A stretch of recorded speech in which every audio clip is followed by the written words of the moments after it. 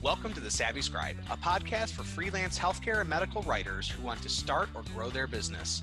Your hosts, Carol Bush and Janine Kalbach, will help you build a profitable health writing business without having to spend years figuring it out on your own. Now, let's join the conversation. It's live, my first course. I'm so excited to tell you guys that my first course, Plan, Create, Launch, Land, and Grow Your Health Writing Business, is now live. If you head on over to growthlab.thesavvyscribepodcast.com, it's available to purchase right now. Jump on in. Everybody is saying so many wonderful things, and I can't wait for you to be a part of it. Hello, Savvy Scribes, and welcome to another episode of the Savvy Scribe Podcast, the only podcast out there for healthcare professionals wanting to branch into freelance writing. Today is an individual episode all about me. Well, not really about me. It's about a book called 168 Hours and my takeaways from it. I feel like a lot of us freelancers and healthcare professionals sometimes struggle with the balance of time and trying to start a freelance business on the side. As you know, I still am a nurse clinically. I still work at the bedside because I like it. And I guess until I don't like it, I'm going to keep doing it. But oftentimes I get the question from people of, how do I make it all work?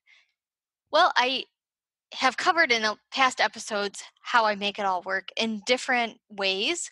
But this book that I read also helped me really kind of break down my time and energy towards my day.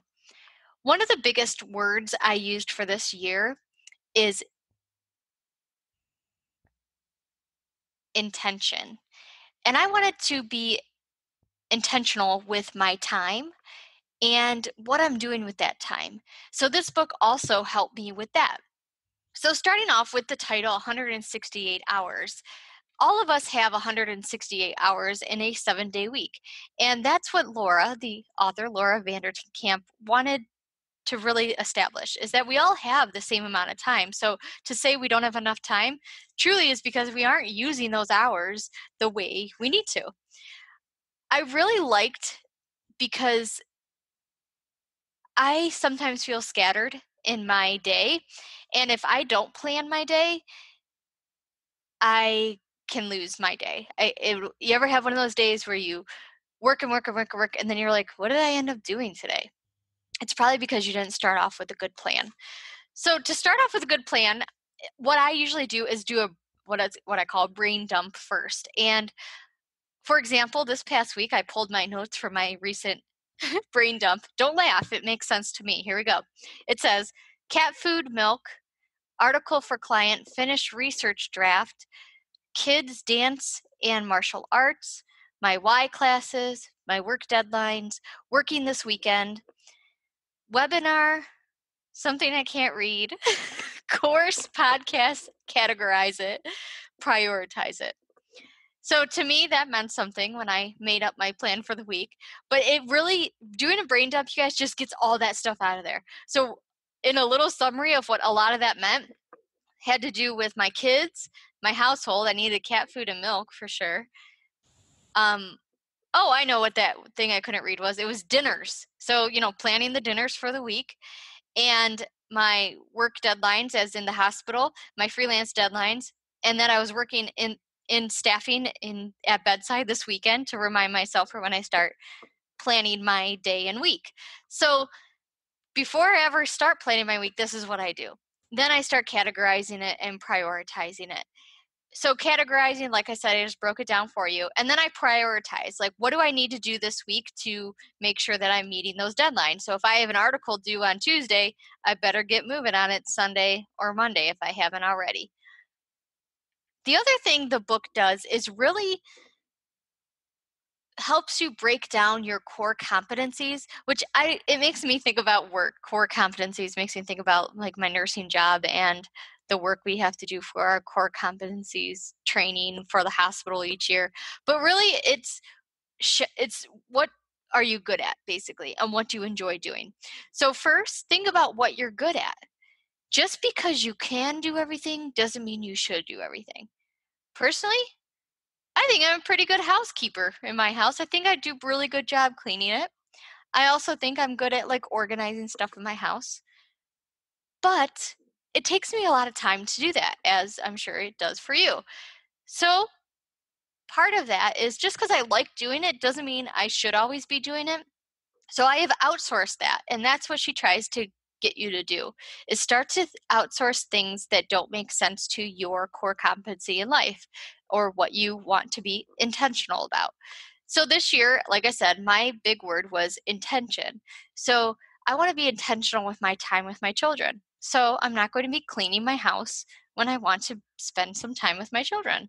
And or if I want to spend time on my writing projects, I'm going to outsource cleaning the house. So I'm not wasting time doing that instead of working on my business.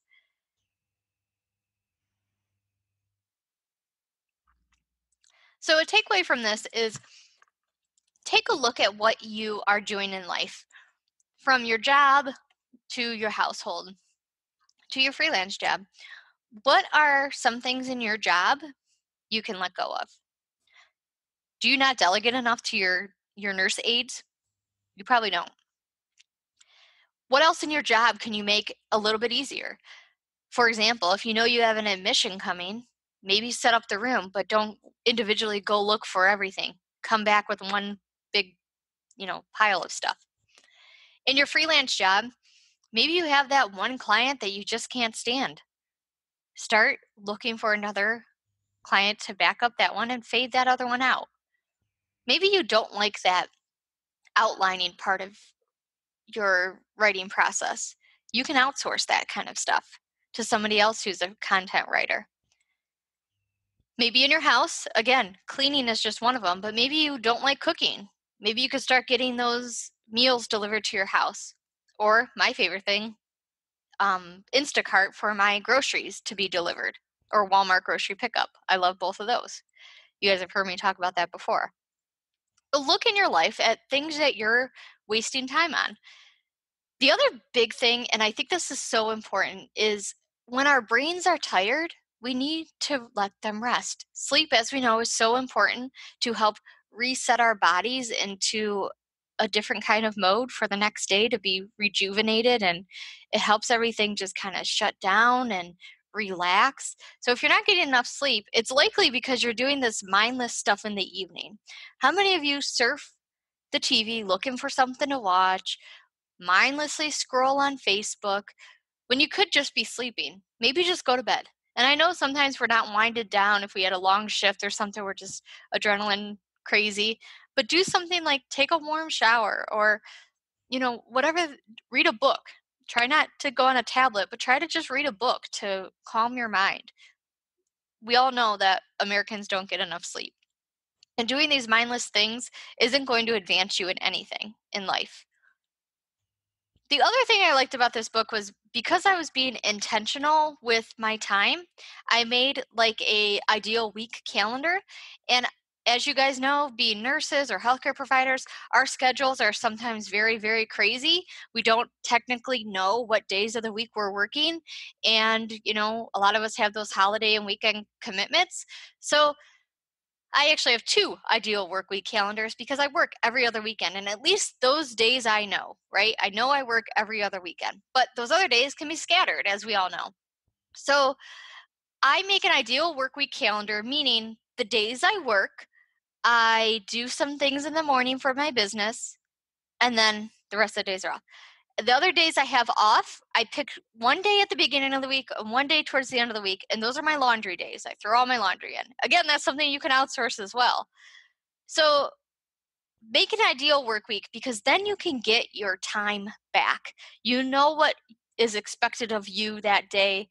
And I don't want you guys to get the thought that this podcast is about scheduling and planning everything in your entire life. That is not how I roll.